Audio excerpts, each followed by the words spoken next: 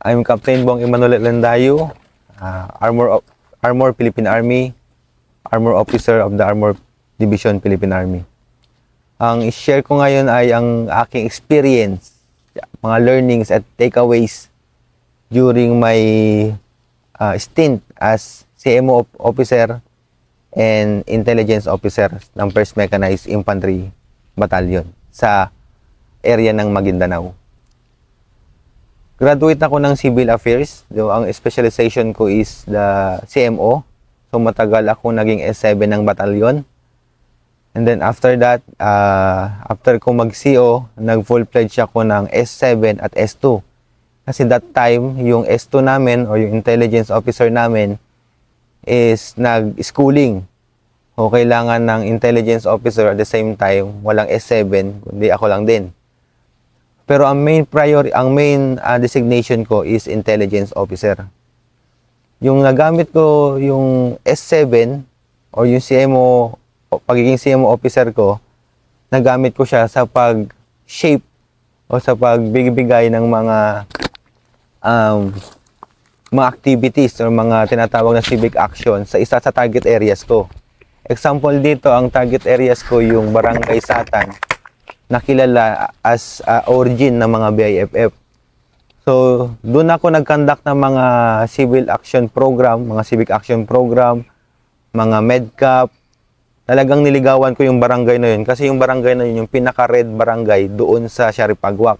Dahil doon nga pinanganak si Commander Bungos, commander ng BIFF, Bungos Faction, tsaka nandun pa yung mga relatives, tsaka nakatira yung mga ISIS-inspired group, which is yung mga Dawla Islamiyah Hasan Group. So, nagbuhos ako ng mga activities doon. Kahit alam ko na delikado, kahit alam ko na negative yung magiging outcome ko, binuhusan ko pa rin sila ng doon ako nag-focus ng mga civic action activities.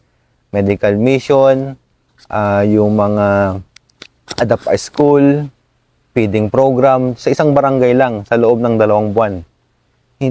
Ang target ko talaga doon is lapitan ako ng mga elders o mga matatanda na tribal leaders ng barangay, which is alam ko na member din sila dati ng mga BIFF. Hindi nga ako nabigo, nilapitan ako ng isang commander dati ng anak niya is si Commander Alas na target ng isang infantry battalion. So yun yung number 1 target ng isang infantry battalion, yung 57 IB. Target talaga nila si Commander Alas. Nilapitan ako ng tatay ni Commander Alas na sinabi sa akin kung ano daw yung maitutulong ko sa barangay. Ang sinabi ko is kung ano yung gusto nyo maitulong ko, yun yung itutulong ko sa inyo. Tinanong niya sa akin kung kaya ko bang linisin yung pangalan ni Commander Alas, yung anak niya nga, na member ng BIFF. Nakipag-coordinate ako sa 57 IB kung yun yung target nila. Yun nga, ang na-find out ko na yun yung pinaka number 1 priority target ng 57 IB. Ang sabi ko, ibalato na lang sa akin at ako nang bahala ipasurrender. Dahil doon, napasurrender ko yung isa sa mga most wanted o pinaka-notorious na commander, nga si Commander Alas. Tapos kasama niya yung mga tropa niya na nasa watch list din, nasa PSR listed o PSR list. Yung PSR list, yun yung listahan ng mga member ng BIFF, member ng Dawla Islamiyah. Yung mga listahan na yan is, ang nakakakita lang dyan is yung mga intel officer. So, siya yung mga priority target. Kung nasa listahan ka, ikaw yung priority target ng gobyerno. Nung naposurrender ko sila, nag-surrender na rin yung mga tao niya, nag-surrender na rin yung mga, sinurrender na rin yung mga baril nila, doon ko na pagtanto na effective yung ginawa kong tactics or concept. Shaping operation muna, ligawan ko yung target barangays para lumabas yung pinaka-objective ko, which is yung elder nila na sila ang mag-approach sa akin. Yun yung ginawa kong concept. Hanggang naging S2 ako, marami akong napasurrender dahil sa ganong concept. Nakapag-surrender ako ng mga PSR listed nga na member ng BIFF tsaka Dawla Islamiyah. Then yung 250 calibers, isa sa mga highlights nung nag-esto ako, yung 50 calibers, dalawang 50 calibers Browning machine gun na ginagamit ng MILF during all-out war sa panahon ni President Estrada, dahil nga yung trust nila is nakuha ko, pinasurrender na nila yung baril na yon para daw hindi na magamit ng mga future na jihadis, dahil balang araw kukunin sa kanila yon, mas magandang sinurrender na lang nila sa gobyerno para hindi na rin lumala yung sitwasyon doon sa Maguindanao. Ang laking bagay nun kasi ikaw nahinog ka sa giyera na doon, di ba? Yung Yes, kaya ka naging heartthrob na haranahin dahil yung walang sawang pagtangkilik sa ba't ka kasi nandito, di ba? Parang Yes, binabaril ka. Yet ito ka ngayon, kapitan, bagong kapitan, ano ka na, parang bigla mong ginagawa mo na yung instead na to neutralize them, meaning definition of terms, neutralize, either mag-surrender o patayin, instead na objective mo na patayin is pag-surrenderin. So ano yung fulfillment mo bilang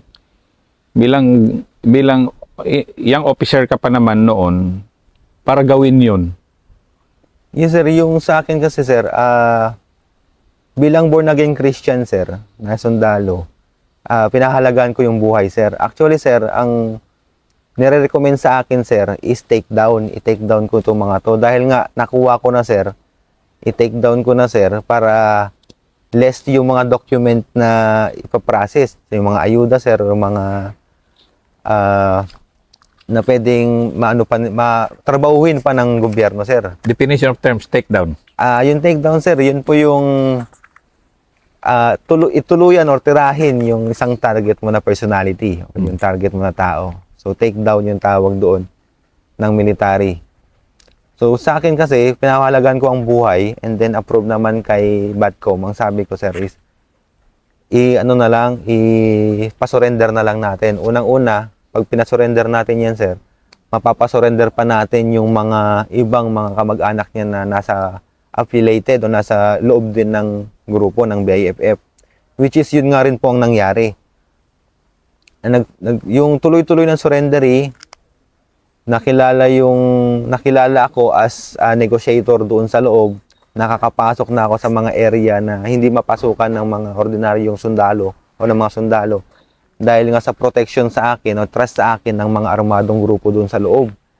Dahil sabi nandito na si Captain Alindayo, papasurrender pero magbibigay ng ayuda.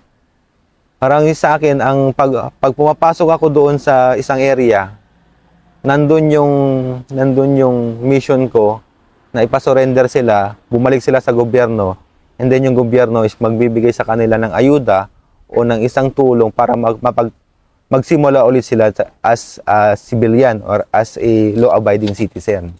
Ano ang naging effect sa iyo ng pagiging born again Christian mo sa yung ganyan na naging direction ng peace building mo o what, I don't know how you call it, pero ano yung naging effect nun? Yun sir, yun yung naging reference ko sir, yung pagiging sir, born again Christian sir. Target mo. As a born again Christian, yun nga sir, pinapahalagaan ko yung buhay.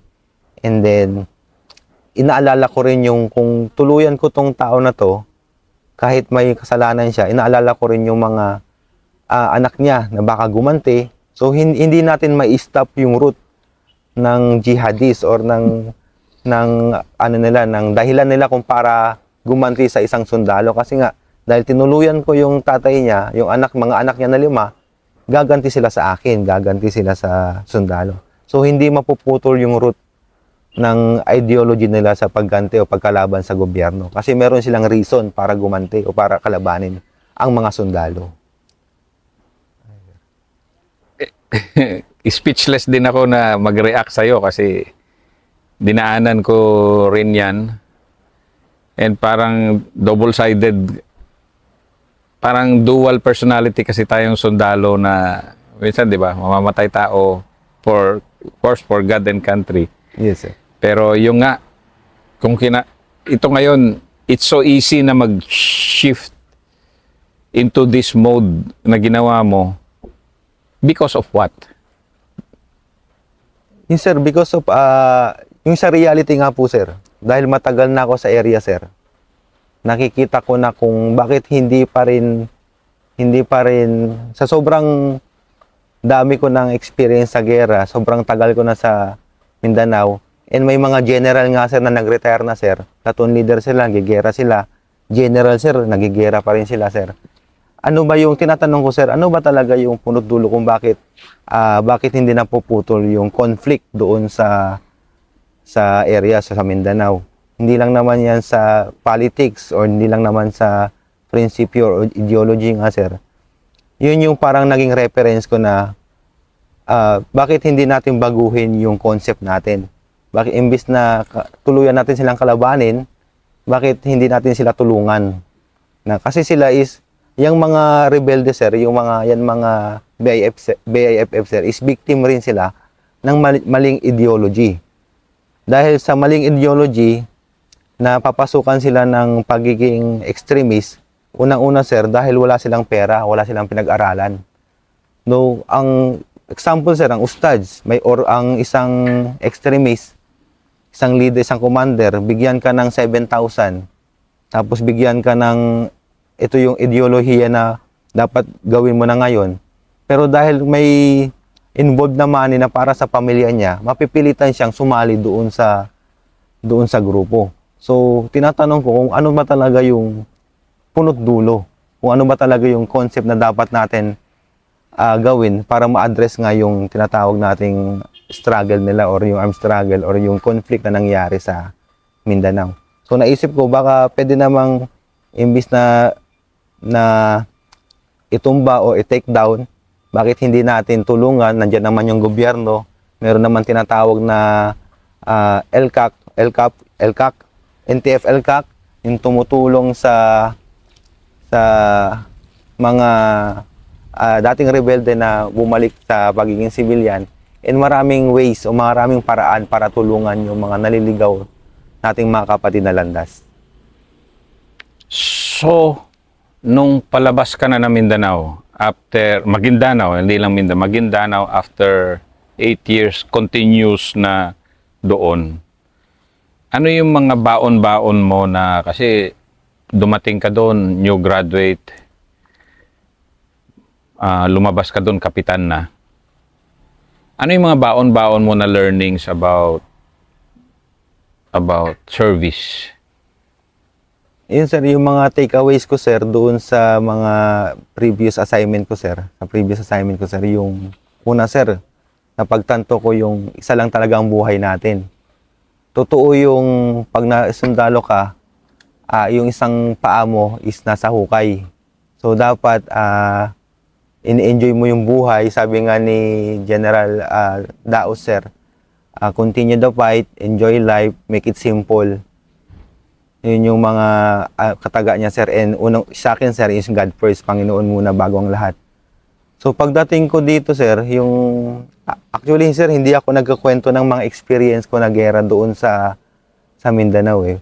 Ayoko na sa akin manggagaling yung mga gera. Ang gusto ko sir, yung tropa ko yung magkukwento para sa akin.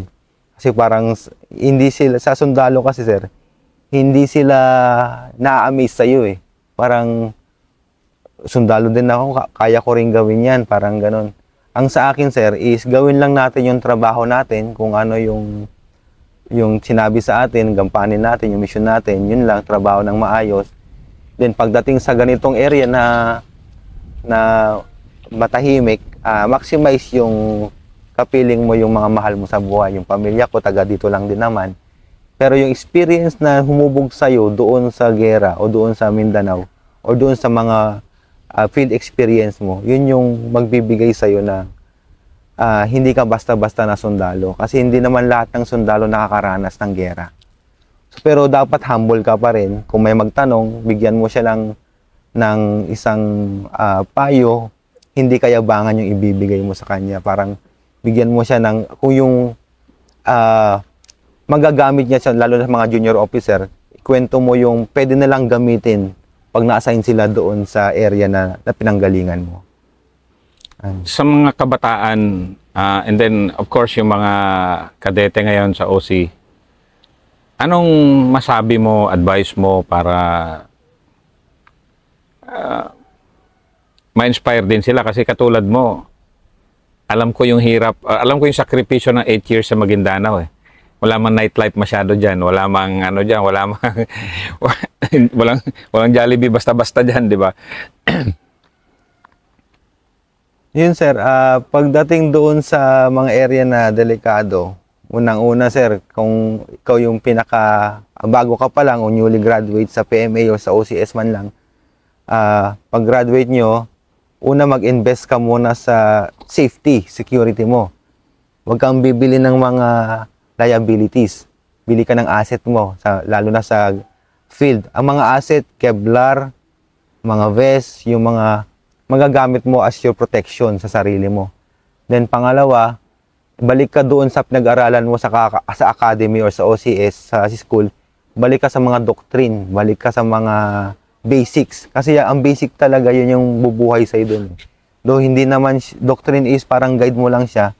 Pagdating sa Real McCoy, at least meron kang baseline or meron kang guide na kung anong magandang gawin o kung anong dapat ang gagawin mo.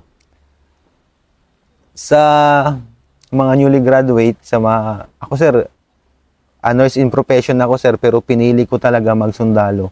Unang-una dahil ito yung, para sa akin, ito yung the best or ito yung perfect plan ni Lord para sa akin. So, dapat nga magdodoktor ako, pero dahil nakita ko yung urge ng tatay ko, tatay ko kasi is sundalo rin, EP, enlisted personnel, na sinabi niya sa akin na kailangan ng bansa ng mga sundalo na katulad ko, parang binubola lang nila ako, parang ganon. Pero napatunayan ko nga po na talagang kailangan tayo, lalo na yung service natin, yung pagiging patriotic natin sa bansa. Hindi lang dahil utak pulbura, hindi lang dahil gusto mong makipaggera, pero dahil gusto mong tumulong at gusto mong mag-serve doon sa security ng Pilipinas, ng bansa.